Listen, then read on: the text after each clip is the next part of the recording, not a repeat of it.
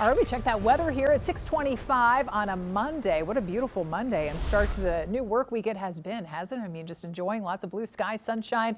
Yes, it's still a little warm, but typical temperatures for this part of June, topping out at 87 in the Queen City. So right on target there. That happens to be the average for this time of the year after starting out warm and not as humid this morning, low down to 71. And we have definitely swept out some of that higher level of humidity here today. And it looks like that's going to stick around into tomorrow for another day as well. 84 checking in Concord. We're hitting 90 out there in Chesterfield County and close to that number.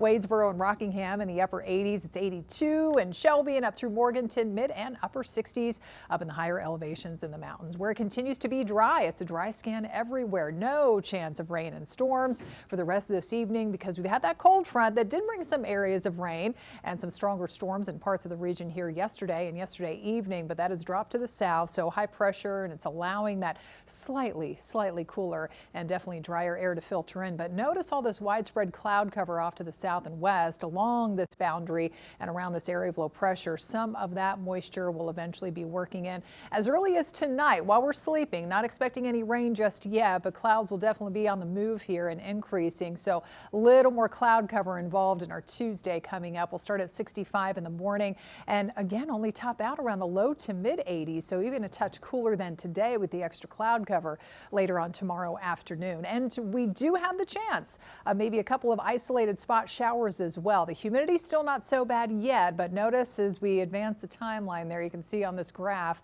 into Wednesday, that's when we start to creep back up into the humid zone. So moisture on the move, again, not producing these clouds, not producing really a lot, if any, rain for a lot of you into tomorrow. Notice just by say 3, 4, 5 o'clock or so, a couple of little light isolated showers around parts of the Charlotte metro south and east.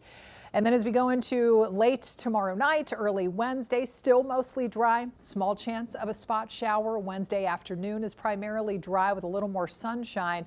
Then we're going to be tracking what could be some leftover tropical moisture from what may or may not briefly become a classified tropical system around parts of the Gulf Coast here. Either way, again, it is going to push in some widespread heavy flooding rain to parts of the deep south. Most of that will stay to the south and west of us. Right now, though, we're looking at about a 50-50 chance of seeing some of that development in the Gulf. So let's time that out.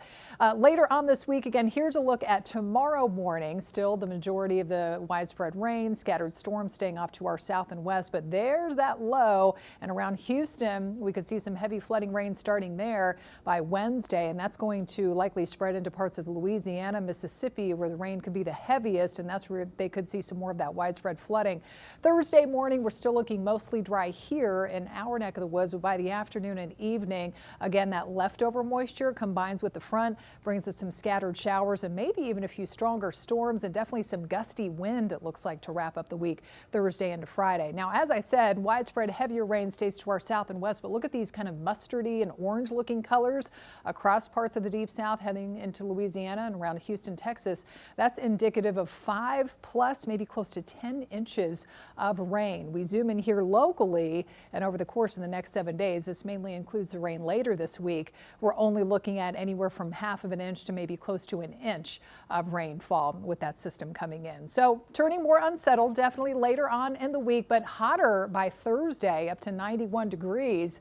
Once again with more humidity, a little windy too, but everything looks to clear out just in time for the weekend. Queen City News Plus. Just search Queen City News on your smart TV's app store.